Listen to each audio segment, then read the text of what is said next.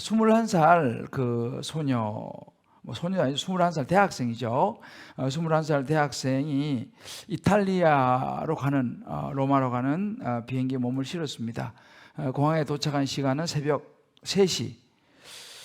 이 여대생이 그 공항에서 이제 종이와 펜을 꺼내서 정말 한 글자 한 글자 눌러서 다짐을 썼습니다. 무슨 다짐을 썼냐 하면 어떤 고난이 닥쳐도 꿋꿋이 이겨내며 약해지거나 울지 않을 것, 이렇게 딱 적었어요. 어떤 고난이 닥쳐도 꿋꿋이 이겨내며 약해지거나 울지 않을 것, 딱 적고 더 디테일하게 이제 몇 가지를 딱 적었어요. 거기다가 이 여대생이 그때부터 이를 악물고 열심히 노력을 했습니다. 그리고 정상에 올랐어요. 그 여대생이 바로 성악가 조수미씨입니다. 원래 서울대 성악과를 다니다가 이 연애를 하게 돼요. 이분이 연애를 하게 돼갖고 어떤 그 K라고 하는 그 형제하고 연애를 하는데 연애 너무 깊이 빠진 거예요. 그래서 들어갈 땐 수석으로 들어갔는데 공부를 안 하고 연애만 하니까 막 그냥 수업도 막 빼먹고 뭐 그냥 엉터리로 이제 사는 거예요. 그래서 성적은 뭐 완전 바닥을 치고 너무너무 재능 있는 학생인데, 그래서 그 이제 교수님들하고 부모가 이래둬서는 안 되겠다 해가지고 중퇴를 시켜요. 서울대. 근데 중퇴를 시키고 이태리 로마로 보내버려요. 그렇게 해서 어쩔 수 없이 이제 떠난 것이 그 이제 이태리로 가는 그 비행기를 타고 이제 떠나게 된 그 스토리예요. 이제 이 조수미 씨가 쭉 이야기를 하더라고요. 그런데 그리고 이제 이태리로 갔는데 몇 달이 되지 않아서 그렇게 진하게 사랑을 했던 그 남자친구로부터 이별 통보를 받게 되는 거예요. 자, 우리 헤어지자. 딴 사람 생겼다. 뭐 이래가지고. 그러니까 생각해 보세요. 자기는 노래도 포기할 수 있다. 이 정도로 정말 진하게 서로 사랑을 했는데, 난 노래도 필요 없고 다 필요 없다. 너만 있으면 된다. 이렇게 이제 했던 것 같아요. 그런데 하여튼 그런 여기서 엄청난 이제 그 여대생으로서는 고난이죠. 근데 거기서 이제 이별 통보를 받고 또 자기가 했던 그 다짐을 생각하면서 새로운 인생을 이제 시작하게 됩니다. 그래서 집중을 하기 시작하니까 5년 걸려야 될 과정 2년 만에 끝내고 이제 그렇게 이제 출발하게 돼요. 근데 한 프로그램에 나와서 이분이 이렇게 얘기하더라고요. 날 단단하게 하려고 이 시련이 왔다고 생각했다. 포기하고 돌아가는 건 내 운명의 시나리오에 안 맞는 것 같았다 하면서 이제 그 당시를 회고해요. 지금 이분이 벌써 61살 됐더라고요. 근데 찾아보니 이분은 천주교인이에요. 예수를 믿는 것 같지는 않아요. 그렇지만 천주교인들은 뭐 다 예수 믿는 사람들이 아니니까. 그런데 제가 놀란 것은 뭐냐면 그때 정말 내가 어떤 고난이 닥쳐도 이겨내고 내가 약해지지 않는다 하면서 정말 그 고난, 엄청난 고난이죠. 그 당시 여대생에게는. 그런데 그 다짐을 지금까지 지켜내며 살아오고 있다는 거예요. 야, 참 대단하다 생각이 드는데, 제가 그 조수미 씨를 보면서 우리는 예수 믿지 않습니까? 그죠? 그분은 뭐 제가 알기로는 예수를 안 믿는 것 같은데, 그래도 그 신념을 가지고 그렇게 한평생을 정말 멋있게 지금 살아가고 있는데, 우리는 그래도 예수 믿는 사람인데, 나를 위해 십자가에 죽으시고 부활하신 예수님을 내가 믿는 사람인데, 우리도 살아가다 보면 이런저런 절망적인 상황을 부딪히게 되죠. 자, 그런 상황을 만났을 때 나는 우리 예수 믿는 우리는 어떻게 반응할 것이냐는 거예요. 우리의 몸도 마음도 아프고 힘들 때 어떻게 우리가 이것을 직면하고 극복할 것인가라는 것입니다. 우리 예수 믿는 사람으로서 말이죠. 이 말씀 묵상하면서 그 조수미 씨가 생각이 났어요.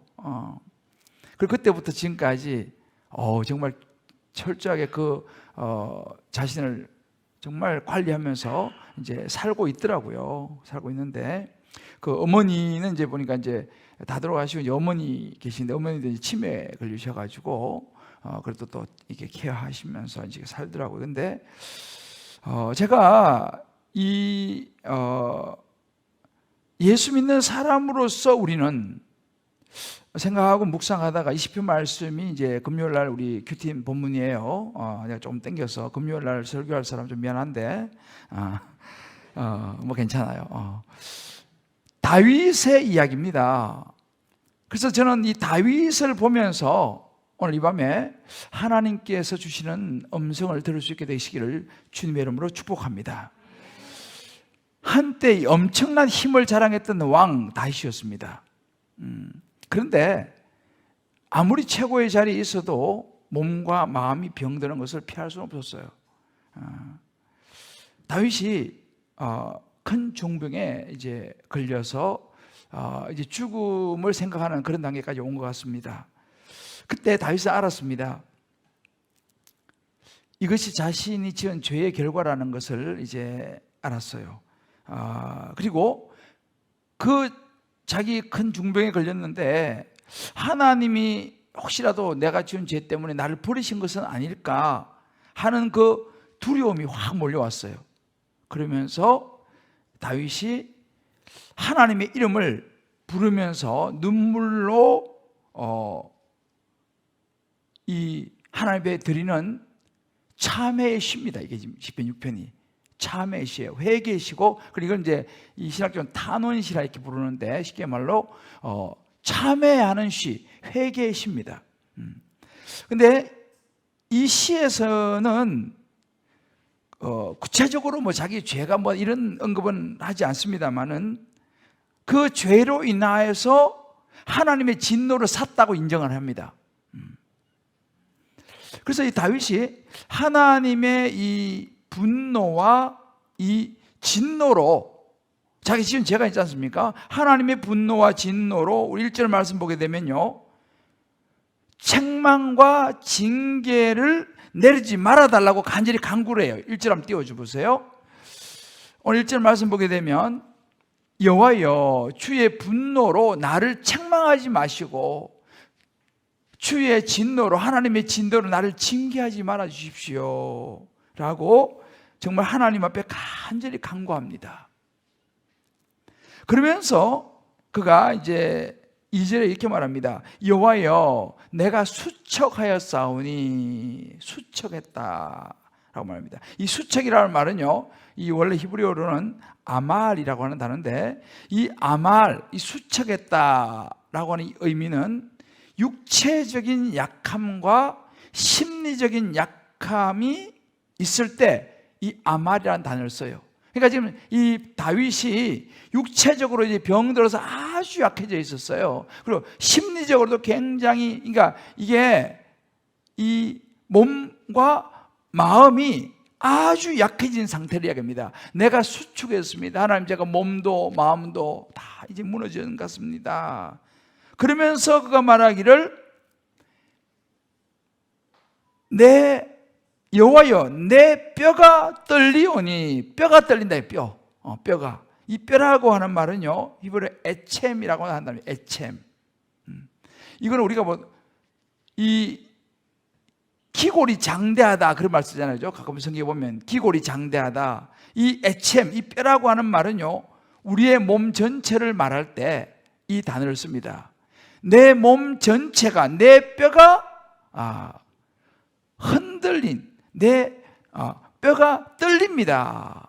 내 온 몸이 이제는 다 힘을 잃고 떨립니다. 이거 말한 거예요. 더 나아가서 3절에 보게 되면요, 다윗이 이제는 내 영혼도 떨립니다. 영혼도 떨립니다.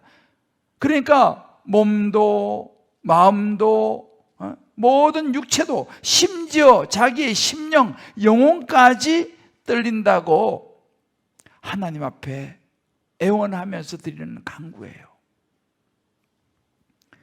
몸도 마음도 영혼도 심각한 상태에 지금 다윗이요.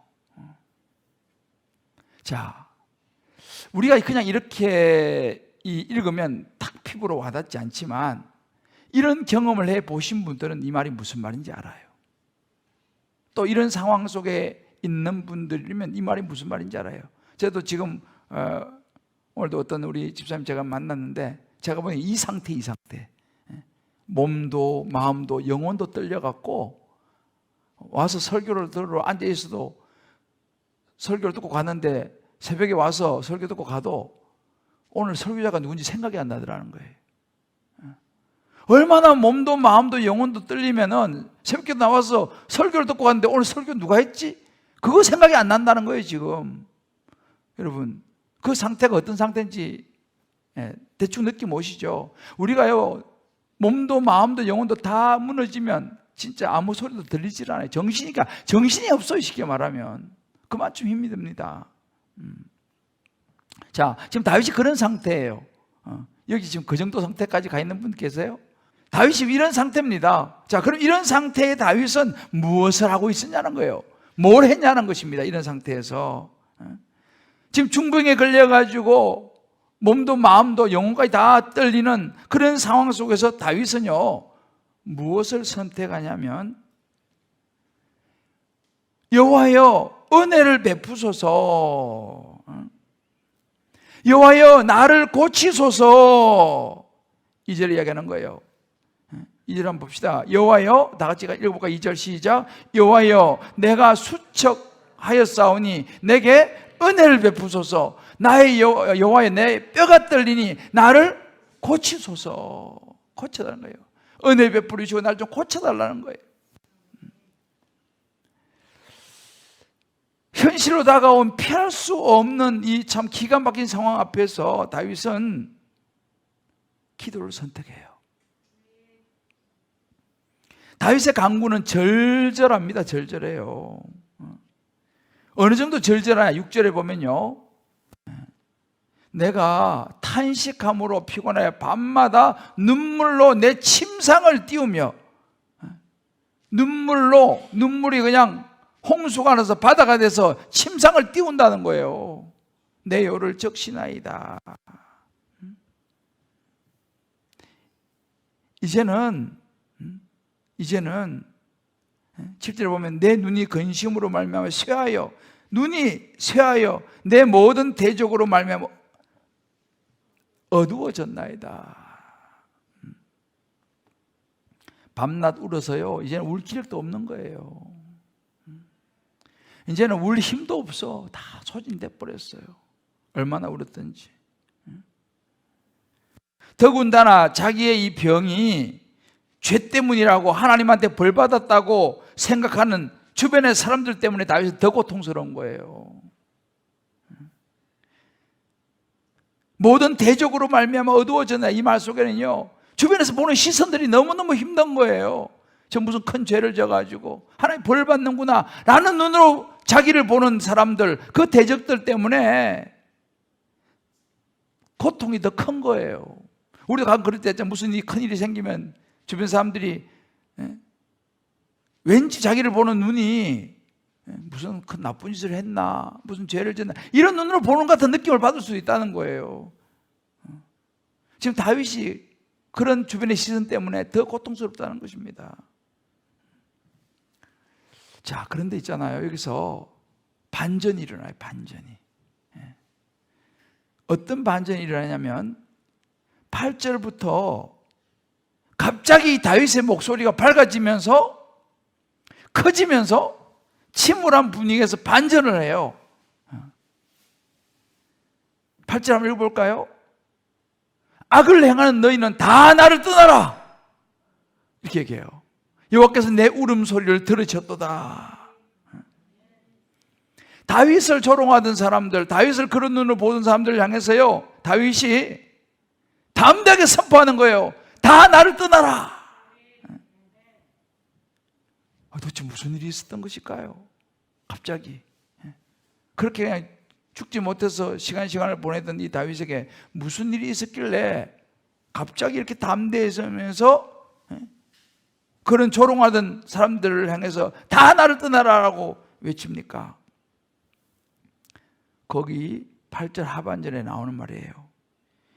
여호와께서 내 울음소리를 들으셨도다. 할렐루야. 다윗이 그렇게 하나님 앞에 절절히 은혜를 베풀어 달라고, 나를 고쳐달라고 기도하는데 하나님이 내 울음소리를, 기도라고 말도 안 해요. 울음소리라고, 울음소리. 내 기도를 이렇게 말해요. 이것도 내 울음소리, 얼마나, 내 울음소리를 들으셨도다. 하나님의 응답의 확신이 온 거예요. 그러니까 이게 그냥 달라지는 거예요. 여러분, 우리가 신앙생활 하면서요, 사실은 주변의 사람들의 위로와 말도 굉장히 도움이 되죠. 그런데 있잖아요, 주변 사람들의 100마디 1000마디 말보다도 하나님의 한마디 음성이 훨씬 능력인 줄 믿습니다. 그러면 인생의 반전이 오는 거예요. 우리가 하나님의 음성을 들어야 되거든요. 하나님의 음성을 들어야 돼요. 물론 제 사람들의 이야기도 위로가 되고 격려가 되고 힘이 되는 것 맞아요. 너무 중요해요, 사실은요. 그러나 그 안에서 하나님의 음성을 한마디 들으면 이건 뭐 차원이 다른 겁니다. 다윗이 그걸 듣는 거예요. 여호와께서 내 울음소리를 들으셨도다. 울음소리를 들으셨도다. 그런데요, 한 가지는 구절에 보면요, 이런 구절이 나와요. 여호와께서 내 간구를 들으셨으며, 이제 여호와께서 내 기도를 받으시리로다, 이렇게 얘기합니다. 잘 보세요. 여호와께서 내 간구를 들으셨으며 여호와께서 내 기도를 받으시리로다, 이렇게 말해요. 이게 우리로 말하면 이 시제가요, 간구를 들으셨다는 것은 이 완료 시제지만 내 기도를 받으시리로다, 이거는 미완료 시제예요. 다시 말하면 간구는 들으셨어. 하나님이 내 간구를 들으셨어. 그러나 아직까지 응답을 하신 건 아니에요. 보세요. 여호와께서 내 간구를 들으셨으며 여호와께서 내 기도를 받으시리로다. 이것은 아직 받은 건 아니고 받으시리로다, 미완료예요. 아직 다시 한번 시키면 자기의 육체가 회복된 게 아니라는 거예요. 몸과 육체가 그냥 갑자기 확 났었다, 그 상태가 아직 아니라는 이야기입니다. 이게 되게 중요한 포인트예요. 쉽게 말하면 이렇게 간구하고 눈물을 흘리면서 기도했지만 아직 현실은 달라진 게 없다는 이야기입니다. 아직 현실은 달라진 게 없어요, 지금. 그럼 뭐가 달라졌길래 다윗이 이렇게 변했습니까? 왜 이렇게 다윗이 다시 힘있게 이렇게 나가고 있어요? 다윗의 심령이 달라졌어요. 하나님이 자기의 울음소리를 들으셨다라고 하는, 하나님이 응답하실 것이라고 하는 이 믿음, 이것을 믿음이라고 그래요. 이것이 탁 온 거예요. 아직 나타나진 않았지만. 여러분 보세요. 몸과 마음의, 이 몸과 육체의 변화에 앞서서 마음의 변화가 먼저 일어난 거예요. 믿음이 먼저 왔어요. 이것도 잘 보셔야 돼요, 우리가요. 당장 지금 나은 건 아니지만 그 믿음이 오니까 선포하고 있는 거죠, 다윗이. 비록 고통 중에서 이 확신을 얻은 거예요. 아직 고통 중에 있어요. 그런데 10절에 보면 이렇게 말합니다. 내 모든 원수들이 부끄러움을 당하고 심히 떨며 갑자기 부끄러워 물러가리로다. 그렇게 될 것이다. 할렐루야. 원수들이 부끄러움을 당하고 심히 떨지만 갑자기 부끄러워 물러가리로다. 할렐루야. 저와 여러분에게도 이런 역사가 일어나기를 주의 이름으로 축복합니다. 다윗이 이걸 붙잡은 거예요. 아직 몸도 마음도 고통이 없어진 건 아니지만 하나님께서 그것도 갑자기 물리쳐 줄 것이다. 할렐루야. 이것이 다윗에게 딱 온 거예요. 성경을 보면 참 기가 막혀요. 그냥 이렇게 읽으면 잘 안 보이지만 자세히 보면요, 진짜 놀랍습니다. 놀라워요. 다윗이 지금 이런 상황에서, 자, 그러면 이제 구체적으로 몸과 마음이 아플 때 이 다윗의 모습 속에서 우리는 간단하게 제가 세 가지 포인트를 좀 여러분과 나누려고 합니다. 자, 다윗이 몸과 마음이 아플 때 한 일을 지금 이 말씀을 묵상해 보면서 알 수 있는 첫 번째는 뭐냐면요, 나의 상태를 있는 그대로 하나님 앞에 구하는 거예요. 있는 그대로. 그리고 은혜를 구합니다. 다윗이 이렇게 했어요. 조금도 가감 없이 있는 그대로 하나님 앞에 토설하는 거예요. 있는 그대로. 뭐 숨길 거 뭐 있어, 하나님 앞에서. 이것이 다윗의 회복의 길이었어요. 다윗은 완전한 사람 아니었습니다. 여러분 잘 아시지만 이스라엘의 초대 왕이 사울 왕이었어요. 그 다음에 다윗 왕이었잖아, 그죠? 그런데 사울 왕은 하나님께 버림받았어요. 그런데 사실은 우리가 외형적으로 보이는 나쁜 짓을 누가 더 많이 했냐? 사울보단 다윗이 나쁜 짓 더 많이 했어요.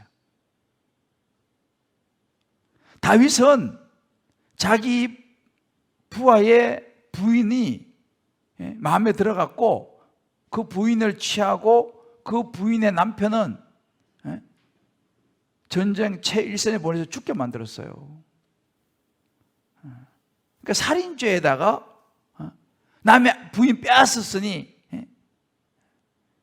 여러 가지 죄가 지금 그게 다윗이었어요. 근데 사울은 그런 사람 뭐 빼앗고 죽이고 이런 적이 없어요. 사울은요. 그러면 사울은 왜 하나님께 버림받고 다윗은 그런 나쁜 짓을 했는데 하나님 앞에 쓰임받고 이스라엘의 다윗의 자손 예수여라고 불려지면서 예수님이 다윗의 자손으로 오셨냐는 거예요. 이스라엘의 국기에 그려져 있는 것이 다윗의 별입니다. 여러분, 그게 별이잖아요. 이스라엘 국기가요. 그게 다윗의 별이에요. 다윗이 나쁜 놈인데 어떻게 그렇게 될 수 있느냐는, 바로 이 차이입니다. 사울은 사람을 죽이고 막 강간하고 막 이렇게는 안 했지만 하나님 말씀에 순종하지 않았어요. 또 불순종했는 것도 죄인데 하나님께서 너 왜 그랬냐라고 물으니까 회개를 하지 않고, 그러니까 제사장만 드리는 제사를 자기 마음이 급하니까 그냥 자기가 대신 제사를 드려버리는 거예요. 또 전쟁에 나가가지고 다 가축이고 뭐고 다 멸해라 그랬는데 전쟁에 나가가지고 좋은 것만 남겼어요. 아주 힘있고 튼튼한 그런 가축들은 남겼어요. 왜 남겼냐? 아유, 요거 좀 남겨가지고 하나님 앞에 제사 드리려고요. 이렇게 한 거예요. 백성들이 이렇게 이야기해가지고 분위기상 어쩔 수 없습니다. 이런 식으로 변명하는 거예요. 이게 사울이었어요. 하나님 앞에 불순종의 죄를 짓고 거기서 자기가 잘못해서 회개를 하고 해야 되는데 사울은 그걸 하지 않았어요. 계속 변명하고. 그런데 다윗은 여기서 달라서 다윗은 그러지 않았어요. 다윗은 객관적으로 볼 때 훨씬 더 큰 죄를 지었지만은 하나님 앞에서 그 죄를 지적받았을 때 다 쏟아 놓았습니다. 바로 회개한 거예요. 이 차이예요. 누가 죄를 더 많이 졌냐 적겠냐 그 차이가 아니고 있잖아요. 하나님 앞에서 얼마나 진실되게 자기의 죄를 회개하고 나가느냐, 이 차이였습니다. 그래서 시편 32편 1절로 3절을 말씀 보게 되면 이런 말씀이 있어요. 허물의 사함을 받고 자신의 죄가 가려진 자는 복이 있도다. 다윗이 말합니다. 내가 입을 열지 아니할 때 종일 신음함으로 내 뼈가 새하였도다. 다윗은 다 풀었어요. 다 회개했어요. 대표 시편 51편에 보면요, 구구절절히 자기 자신의 죄를 회개하는 다윗의 시가 나와요. 이게 다윗입니다.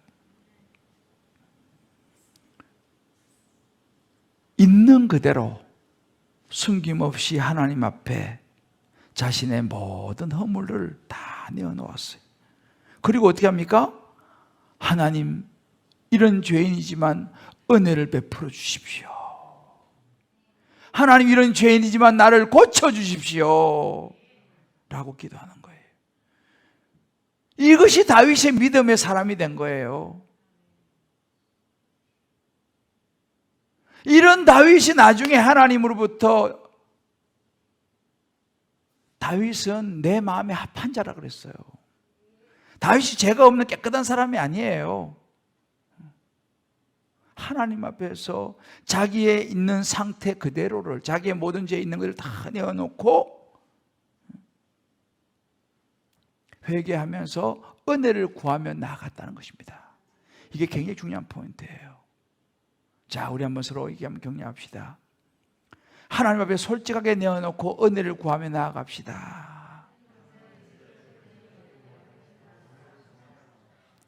하나님은요, 자꾸 감추려고 하는 사람 제일 싫어해요. 아닌 것처럼 하는 사람 하나님 싫어해요. 오히려 내어놓고, 다윗처럼 말이죠. 그래서 오늘 여기에도 4절에 나오잖아요. 4절에 보면 여호와여 돌아와 나의 영혼을 건지시며, 하나님 진노하지 마시고 제가 죄인이지만 하나님 돌아오셔서 제 영혼을 건져 주십시오. 주님 사랑으로 나를 구원해 주십시오.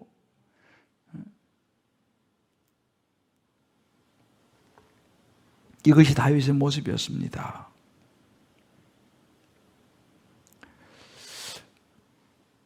절망적인 상황에서 그냥 무너지고 자책하고 앉아있는 것이 아니라 하나님을 찾아 나와 있는 그대로 다 내어놓고 하나님의 은혜를 구했다는 사실, 기도했다는 사실을 우린 눈여겨봐야 됩니다. 저와 여러분들 중에서 몸과 마음이 아픈, 영혼까지 아픈 분들 있다면 자꾸만 이것을 내가 감추려 하는가, 아니면 어떻게든 하나님 앞에 나와서 구하고 기도하고 하나님의 은혜를 그냥 구하면서 나가는가라는 거예요. 할렐루야. 두 번째, 몸과 마음이 아플 때 해야 될 일은 구원이 하나님의 사랑으로부터 있다는 것을, 온다는 것을 알고 구해야 되는 거예요. 구원은 하나님의 사랑으로부터 온다. 이걸 꼭 우리가 마음에 붙잡아야 돼요. 사실 지금 다윗과 같은 이런 절망 속에 있으면요, 기도가 안 됩니다. 일반적으로. 아마 여러분도 아실 거예요. 너무 힘들면요, 기도도 안 나와요. 와서 앉아 있어도 아무 생각이 안 난다니까요.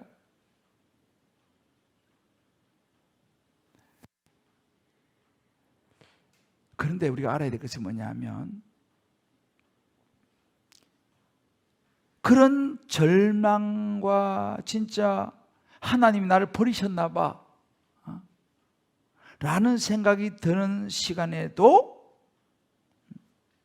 다윗처럼 여호와여 돌아와 나의 영혼을 건지시며 주의 사랑으로 나를 구원하소서 라고 다윗이 간구했지 않습니까? 눈물로.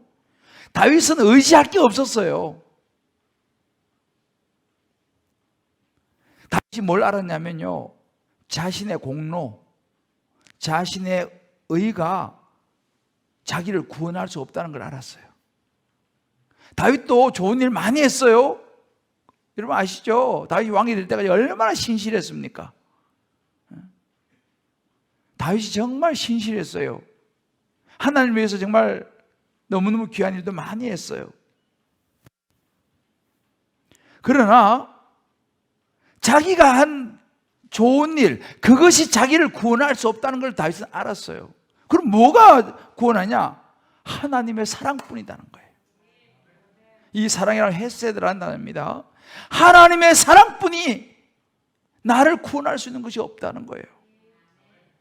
그러니까 주의 사랑으로 나를 구원하소서. 주의 사랑으로 나를 구원하소서.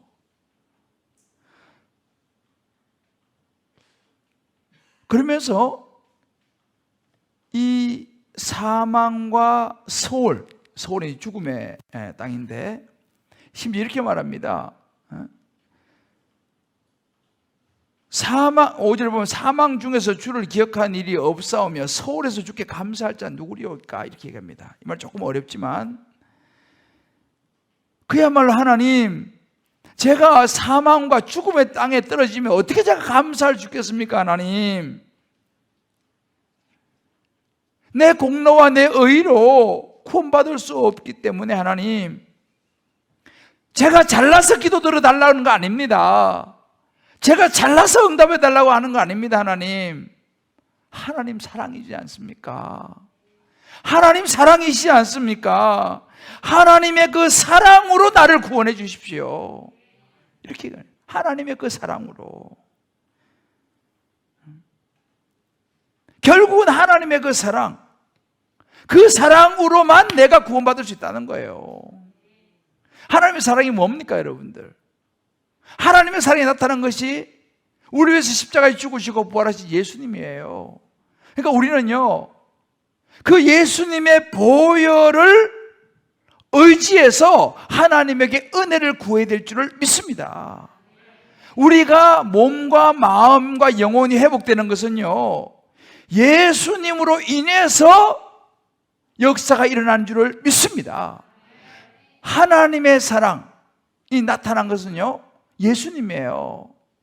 하나님이 세상을 이처럼 사랑하사 독생자를 주셨으니 이는 저를 믿는다면 멸망치 않고 영생을 얻게 하려 하심이라고 그랬잖아요. 그러니까 하나님의 사랑이 나타난 것은 예수님의 보혈입니다. 그래서 제가 이 찬양 되게 좋아하는 거예요. 주의 보혈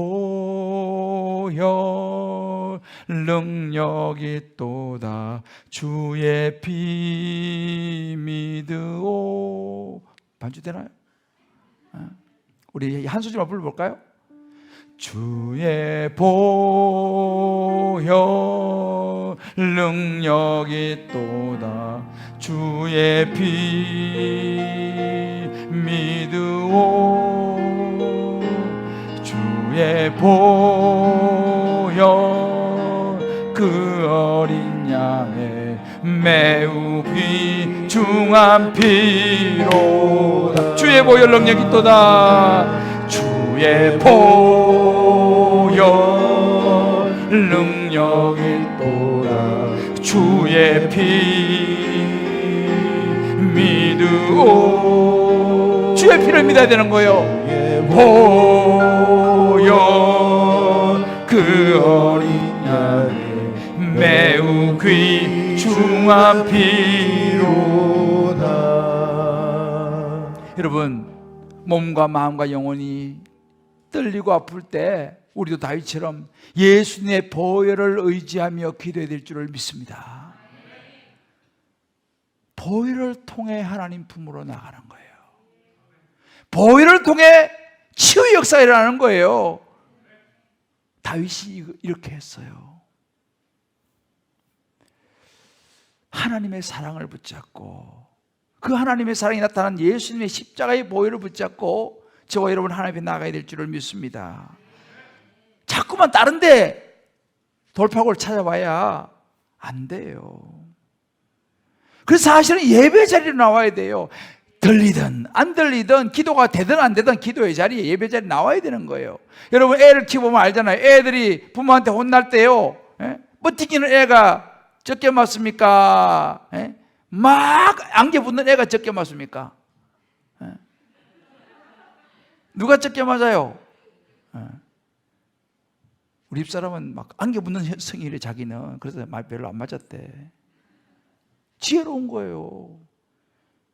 힘들고 절망과 낙심이면 더 하나님 품으로 달려가야 될 줄을 믿습니다. 이게 사는 길이에요. 그냥 자꾸 하나님 실망스러워 쫙 받고 나가면요, 그게 사단이 원하는 거라니까요. 제가 얘기 줄여야죠. 영적 싸움. 그럴 때 하나님이 더 안겨 붙어야 되는 거. 여러분, 잘못하고 나면 무조건 품으로 안겨 달려가야 돼. 잘못하면 무조건 품으로 안겨야 돼요.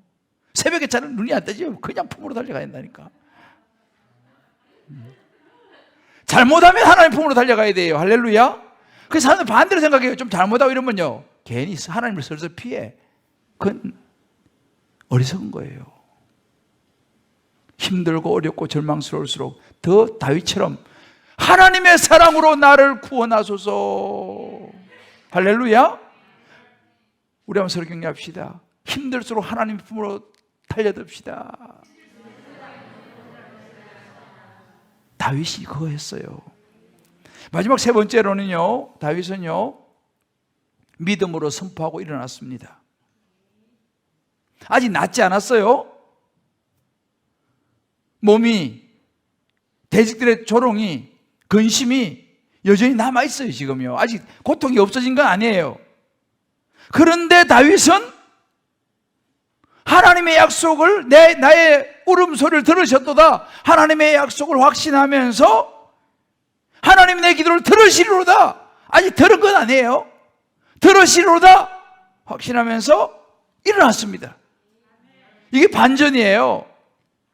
저와 여러분에게 아직까지 그 기도가 응답되어지지 않았다 하더라도 하나님의 약속을 붙들고 일어설 수 있게 되시기를 주의 이름으로 축복합니다. 오늘 이 밤에 그 반전이 일어나시기를 주의 이름으로 축복합니다. 베드로서 1장 10절 말씀이에요. 우리 요즘 보고 있죠. 부르심과 택하심을 굳게 하라. 너희가 이것을 행한 적 언제든지 뭐하지 않다고요? 실족하지 아니하라고. 우리가 실족 안 하려면 어떻게 됩니까? 더욱 힘써 우리를 부르시고 우리를 택하심을 굳게 하라. 이 말은 뭐냐면요, 하나님 말씀을 확실히 붙잡으라는 거예요. 왜? 하나님은 우리는 하나님의 자녀라는 거예요. 내 자녀가 하나님의 자녀라는 거예요. 믿습니까? 내 모든 삶이, 내 직장과 사업이 하나님의 것임을 믿으시길 바래요. 소유권이 자꾸 내 거라 생각하니까 안 되는 거예요. 하나님 거예요. 굳게 서라는 거예요. 그래야지 실족하지 않는다 그랬습니다. 안 그러면 실족해요. 내 거자 생각하니까 실족하는 거지. 굳게 하라는 것은요, 확실히 붙잡아라는 것입니다. 제가 최근에 한번 여러분 그 다니엘 디포의 소설 로빈슨 크루소 이야기를 여러분 말씀드렸죠. 그 기가 막힌 무인도의 상황에서 다니엘 디포 자기 이야기예요, 이게요. 아무도 구원을 해줄 사람이 없죠. 무인도에서 28년 동안 혼자 사는데 그때 시편 50편 15절 말씀이었습니다. 환난 날에 나를 부르라. 내가 너를 건지 내가 나를 영화롭게 하리로다. 할렐루야. 내가 너를 건지리니 내가 너를 영화롭게 할 것이다. 이것을 확 붙잡은 거예요. 눈에는 지금 아무것도 없어요, 아직도. 그런데 이 말씀을 확 붙잡은 거예요. 히브리 13장 5절 말씀. 나는 결코 너희를 버리지 아니하고 너희를 떠나지 아니하리라. 할렐루야. 이걸 확 붙잡았어요. 아, 하나님 나를 버리지 않고 떠나지 않는다고 하셨으니 그래, 맞아. 그런 얘기했잖아요. 세상이 다 버려도 하나님이 버리지 않으신다면 그게 무슨 나쁜 결과가 될 수 있으며 문제가 되겠는가. 반대로 내가 온 세상을 얻는다 해도 하나님의 은총과 축복을 잃어버린다면 그에 비교할 손실이 있겠는가라는 거예요. 이게 믿음입니다. 이게 믿음이에요. 세상이 나를 다 버렸어요. 하나님이 나를 버리지 않으신다면 우리는 구원의 길이 이른 줄을 믿습니다. 아무리 세상에 다 얻는다 한들 하나님이 나를 붙잡아 주지 않으면 아무것도 아니에요. 베드로서 1장 5절에 말하잖아요. 그러므로 너희가 더욱 힘써 뭐예요? 믿음의 덕의 지식을. 모든 신앙의 출발은요, 믿음이에요. 믿음에서 출발하는 거예요. 하나님이 나와 함께 하신다는 사실, 하나님 나를 지키신다는 사실, 버리지도 않고 떠나지도 않는다는 사실, 환난 날에 나를 부르라. 내가 너를 건지리니. 하나님의 약속이 오늘 이 밤에 여러분 한 분 한 분에게 주어지시기를 주의 이름으로 축복합니다. 붙잡는 사람은 역사를 보는 거예요. 붙잡는 사람은 다윗처럼 될 줄 믿습니다. 아이, 뭐 그런 말이 있지 뭐. 이래가지고는 내 것이 되지 않아요. 약속은요, 붙잡는 사람이 자기 건 거예요. 믿습니까? 하나님 말씀은요, 아는 사람 말고요, 붙잡는 사람이 주인이 되는 거예요. 깜깜한 공간에 쥐를 가두니까요, 실험을 하니까 30분을 못 견디고 죽는데요. 그런데 똑같은 공간에다가 아주 미세한 빛을 한 이렇게 들어가게 했더니만은 이 쥐가 36시간을 견디더라는 거예요. 저와 여러분의 인생에 어떤 칠흑 같은 어둠이 있다 할지라도 하나님 나를 지키시고 인도하시고 버리지도 떠나지 않는다는 약속에 한 줄기만 있으면 우리는 살아날 줄을 믿습니다. 그걸 붙잡는 거예요. 사랑하는 성도 여러분,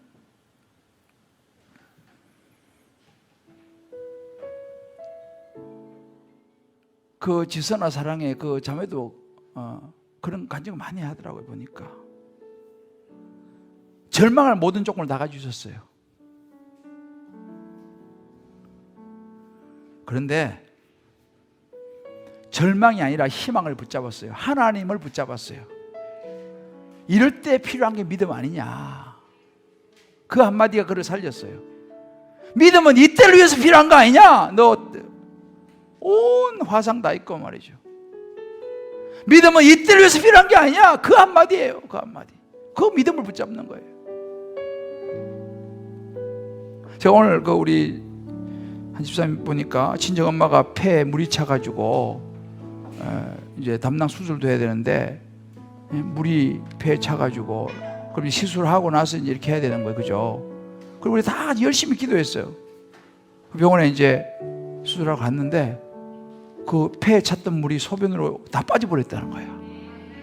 할렐루야. 그래가지고 그 뭐 수술 필요 없어져 버렸다는 거예요.